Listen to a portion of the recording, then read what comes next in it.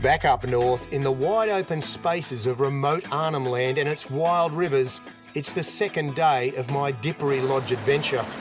I'm heading out again with my mate Chris Erity and our Dhipirri guide Darren, ready for anything. Today we'll be travelling along the Arnhem Land coast in the middle of nowhere. We'll be fishing up creeks with crocodiles present, and if a mishap does occur, there'll be no one to contact.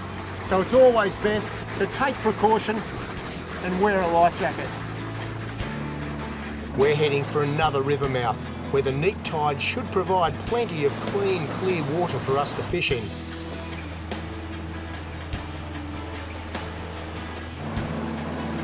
And it's not long before our lures and needle-sharp gamakatsu hooks are ready to go hunting.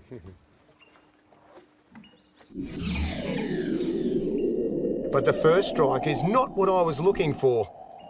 There's danger out there, and it's on the end of my line, a black-tip shark. These apex predators are a fact of life in the tropics, something you've just got to get used to, or pack up your rod and reel and slink off back home. But the snags here are better news. As you work your way along this whole shoreline, there's a pile more sticks and things, but the fact that this dips in here, the current swings by and you get a bit of a back eddy. And that's where the barra really like to sit.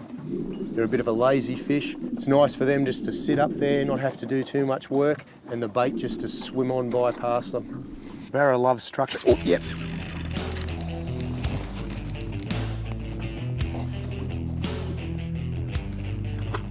It's the beauty of wearing polarised lenses and these tonics that I've got on. I searched around and there was a log I can see about 10 metres off the bank, just jutting out on a big angle. So I cast past it and just brought it down around the edge and straight underneath it, and this is where the barra was sitting. It's great fun to hook up with these awesome Aussie sport fish. Look at that big bucket now. Perfect. Good stuff.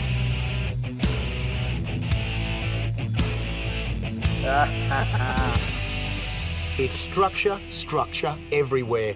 A Barramundi and Barramundi fisherman's dream. Barramundi.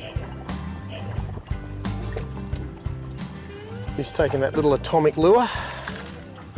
The idea with these lures, this one's a deep diver, so I'm casting, well, that fish came off a little stump just coming out. You can't quite see it, but it comes out about 3 or 4 metres. Cast up beside it, just drove it down, a couple little jiggles there, and a barra came straight out from underneath and clobbered it. And that's the good fun about barra fishing. They're a real ambush predator, so they sit in amongst all the snags, and that's where you've got to get your casts. And that's why we tend to use the overhead bait cast reels. But no matter how accurate your cast, you can't always guarantee it'll be a barra that attacks your lure. Oh, big long tom. Long tom. Quick on him. They're like a mini marlin. Oh.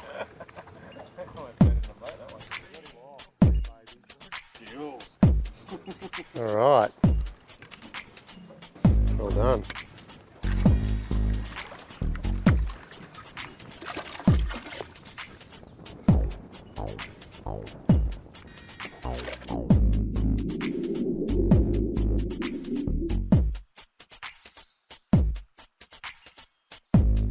Oh. Oh, he'd be better.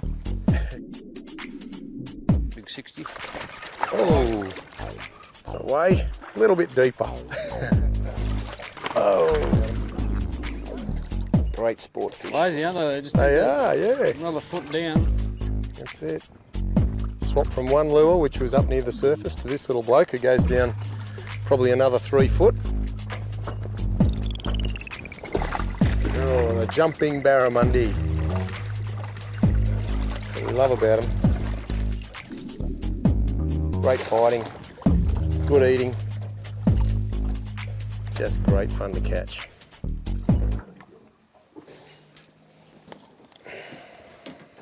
You get another, you want a bigger. Look, he'd eat it. All that barra action in this pristine, barely fished environment.